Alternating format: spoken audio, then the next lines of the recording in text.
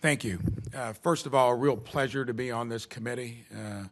I've told you that in my own backyard of southern Indiana, healthcare delivery through my own company has been a challenge, and I've taken on the effort and mantle to try to do the best we can through employer-provided insurance, and have really been looking into always different ways to make this more effective.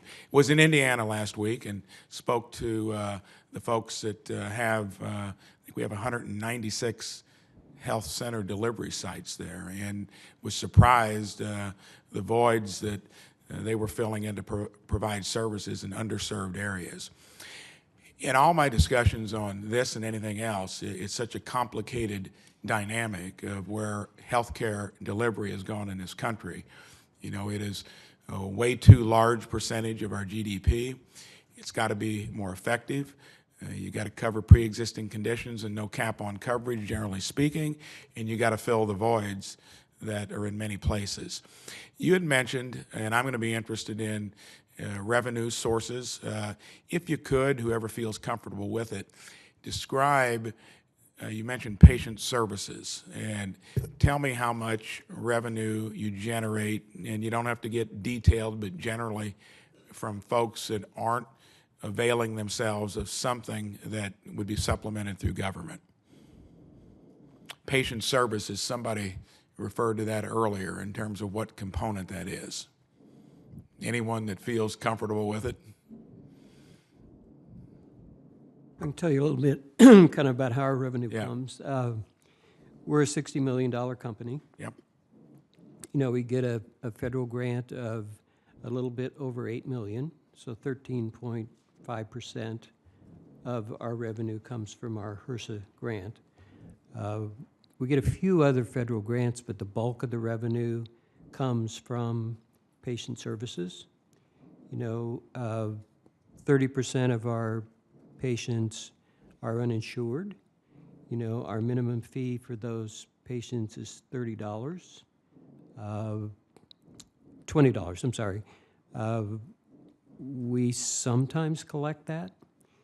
If we have homeless folks, we don't charge any fee at all. 40% of our patients are Medicaid. Medicaid is our best payer.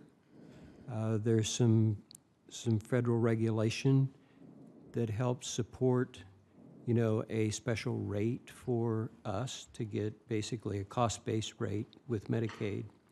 About 15% of our patients are commercially insured.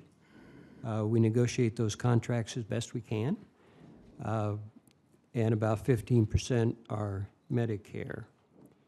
With almost all of our contracts now, we have value-based provisions, you know, so that if we show good clinical outcomes, if we can reduce the total cost of care, we will sometimes we'll earn bonus dollars from the insurer. Tally that up, it was roughly 83%. Do you get some folks that just come in and pay a fee because they are not income constrained but need the service because it's in an underserved area? We do. You know, we get some full fee patients, yes, yeah. But it's 40% Medicaid, 30% uninsured, 15 and 15, I think, is 100%, right?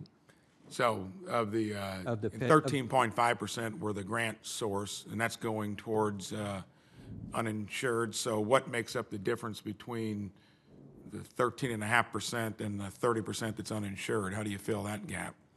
So of the payer base, you know, I gave you that breakdown, which is 100% of how those patients are classified.